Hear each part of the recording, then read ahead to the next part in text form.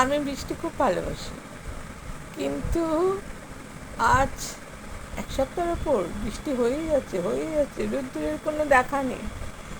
খুব একটা না, বিরক্ত হয়নি, তবে রোদ্দুর ওঠার জন্য একটু মন কেমন করছিল।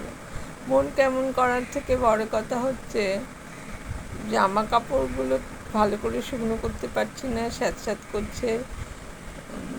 রোদ্দুরে গরমে শুকনো হওয়ার, ফ্যানের হাওয়ায় শুকনো হওয়ার মধ্যে, দুটোর মধ্যে অনেক তফাৎ। যাকগে আজকে রোদ্দুর উঠেছে। সকালবেলায় আমি তাড়াতাড়ি স্যাঁতস্যাঁতে ভিজে জামা কাপড়গুলো রোদ্দুরে মেলে ঘন্টাখানেকের মধ্যে আমার জামা কাপড় ঝরঝরে শুকনো হয়ে গেল। আমি খুব খুশি।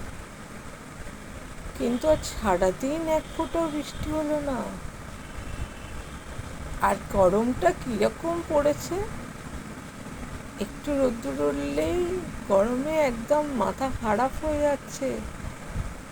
জানি না, এরপর যদি পরপর 10-15 দিন রোদ্দুরই থাকে, বৃষ্টি না হয়, মেঘ না করে, তাহলে আবার মাথা খারাপ। আবার মন বলতে হবে, আই বৃষ্টি ঝেপে ধান দেবো মেপে, আই বৃষ্টি ঝেপে ধান দেবো মেপে।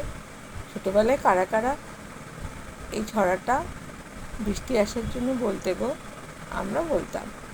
বৃষ্টি টুকটুক করে বৃষ্টি পড়লে, মেঘ দেখলেই আমরা বলতাম, আর বৃষ্টি ঝেপে ধান দেবো মেপে, ধানের ওপর পোকা জামাইবাবু বোকা। যাকে আগে রোদটা কিন্তু আমি এনজয় করেছি, বাইরেও বেরিয়েছি, ব্যাংকে গেছিলাম, ব্যাংকে কিছু কাজ সেরেছি। এখন বাড়িতে বসে তোমাদের সঙ্গে একটু কথা বললাম।